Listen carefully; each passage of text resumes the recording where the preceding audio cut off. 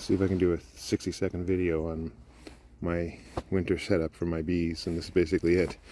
It's a 3 medium hive, which is equivalent of 2 deeps, and I have bottom ventilation, a wide open bottom entrance with a mouse guard.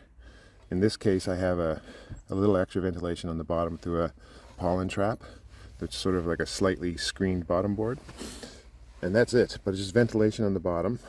And then up top, I have a piece of hard insulation, no inner cover. I'm pretty much doing away with inner covers, it looks like, except for when I'm feeding my bees. This is 2 inches of very hard, thick insulation. Each inch provides an R value of insulation of 12, so this is essentially 24 R value, or about a 20, which is pretty good. And that's it. And that's my whole setup. That's what I've sort of settled into these days. In this particular instance as well, the hive is not wrapped because the hive is in this little nicely sheltered area where it's not getting battered by wind, so it doesn't need that wrap. Most wrap just acts as a windbreak. It doesn't provide much insulation, including, I think, the bee cozies. The bee cozies, they might provide like R5, but that's not a lot. So it's basically a windbreak. But there's nothing wrong with that. Every little bit counts, I guess. And that's it. That's what I've settled into, and so far it's working well. I've completely abandoned all my upper ventilation in my beehives, including in the summertime, except when it's maybe extremely hot and the bees are extremely busy or whatever. But for the most part, last summer I used hard insulation on top of the hives just like that, and left it just like that. I think I may have had an inner cover as well, a wooden inner cover on top, but still with the insulation on top, but no upper entrances at all. And that's working out really well. The bees seem to ventilate the hives really well. I'm starting to see that the upper ventilation is sort of screwing up their ability to thermoregulate the hive. It's just more work because it's another hole. Whereas if they just have a bottom entrance, they can create what I think is a enclosed system, a ventilating system where the air circulates. Whereas if it's up here, it would go like this and come out, and then they have to start again. And I just think it's working out better for the bees. Anyway, I've seen no problems with it. They have no issues ventilating the hive, even in really hot weather. I used to paint my hives black just to give them a little extra heat in the winter, and I don't think that makes any difference now. The only other thing that I've done is I've experimented with, for a couple summers, 2 or 3 summers, I was drilling holes on all my supers. I started doing that because someone told me how they get more honey when you provide direct access to the honey supers. And that just didn't play out for me at all. The bees filled up honey supers with pollen, and as much pollen as they did nectar. So when I blocked off those top entrances and these holes, and the bees had to go through the bottom entrance, all I got was honey up here and pollen down here, which is exactly what you want. You want the brood down here and the honey up there. So that's why I got out of the whole drilling holes thing.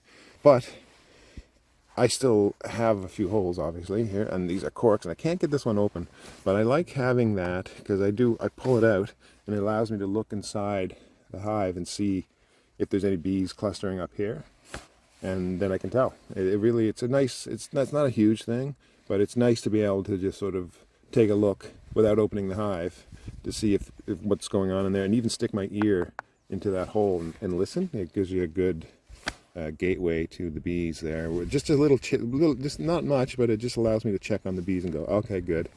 You just learn to gauge the activity or the health of the bees by the sound of them and just a general look. If you look inside that hole, for instance, and you see a raggedy looking, sloppy, wet bee, then you know something's gone wrong.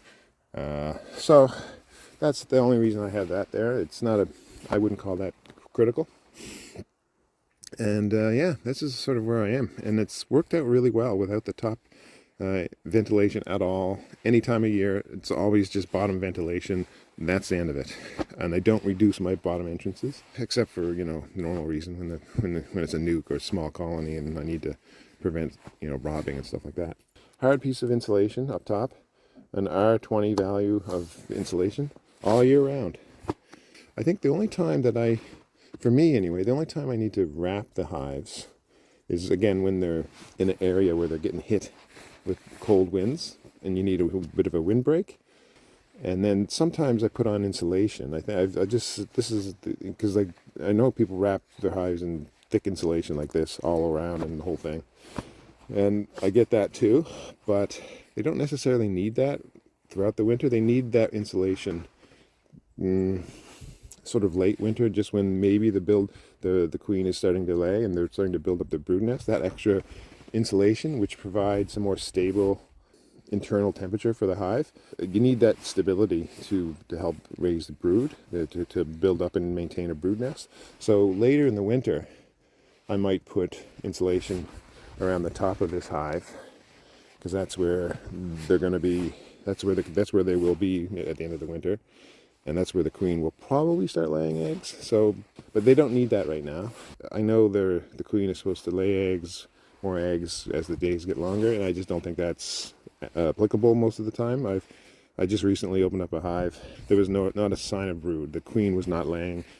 End of story. And I don't know if that's like representative of all my hives and all queens, but I don't think overall, from what I've seen over the years, that my bees really start building up the brood nest until February and March kind of thing. They're not really going at it. It's the longer days aren't helping them. Right now it's February 1st and it's just, winter is just kicking in really. This is when their hardships are coming.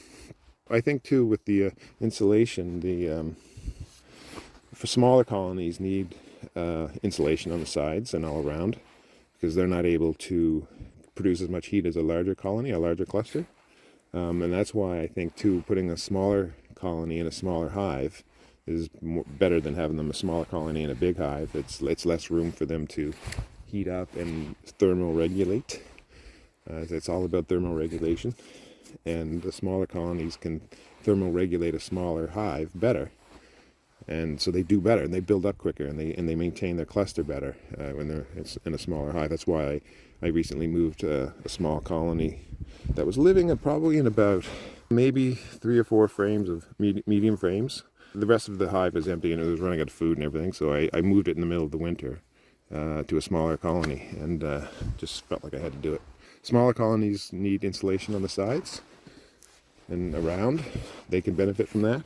But overall, for me, when my bees aren't battered by freezing winds all year round, all winter anyway, I don't think the wrap or the insulation is critical for an established colony. But for small colonies, yes, give them all the help they can get. So yeah, I might give this on a bit more insulation, near the end of the winter, to help build up brood nests and just give them a little bit of more stability inside that hive. But really, it all comes down to this piece of hard insulation up top, R20 total, and you're good to go. I think that and the lack of upper ventilation has been a turning point in my beekeeping. I think if I were to go back and look at all the things I've written in the past about all the things you can do for upper ventilation in the wintertime, moisture quilts and all that stuff, I've changed my mind on that one completely. I've taken thermal images of all those other setups with the upper ventilation and with say the moisture quilts, and so much heat is released out of the top through that moisture quilt. It's just incredible. It's just they're losing probably, I don't know, but I mean I'm gonna say 80% of their heat is just going right out the roof of the hive because of the moisture quilt or just the upper ventilation.